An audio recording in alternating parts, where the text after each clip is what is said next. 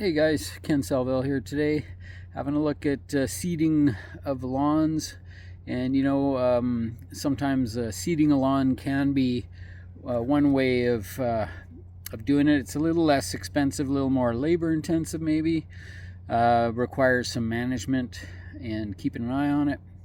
The other thing is that when you do put down seed, it's going to be followed by for sure a weed killer application, just because when you're germinating seeds, all the seeds germinate, including not just the lawn but all the weeds as well. So that's one of the things, considerations that you take when you put down sod. Sod is going to just completely cover the area. It's going to suppress all the weed seeds from coming up, and so it's going to make your job a little bit easier in some ways.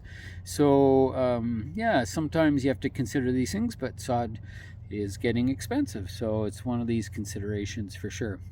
So I'm just having a quick look at a job. This is now in the month of October, so in the fall is often a good time to seed.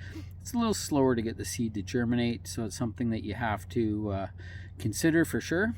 In the summertime, as long as you can keep it constantly wet, literally 24 hours a day, you can get germination within about 10 days. But in the shoulder seasons, it takes more like about maybe 20 or 30 days to get full germination.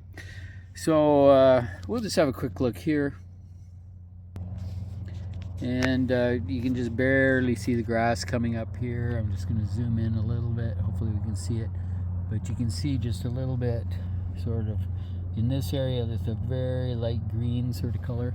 See if I can zoom in a bit more here. There we go. So now you can just barely make it out, but the grass is starting to germinate. So this is about 3 weeks after seeding. And if you get nice warm weather, it goes way faster. And if the weather is cool, well, you don't get it as quickly. So I can see there's footprints. Somebody's been out here walking on it. So putting up some barriers around the areas that you seed is always a wise idea. Keep people off. But yeah, it's really nice. We use a sandy loam soil for topsoil. That would be the recommendation. Just lightly packed with rollers. You roll and rake it multiple times to get nice and flat. Ideally, again, sandy based soils. And just let that seed germinate and it'll come up like crazy.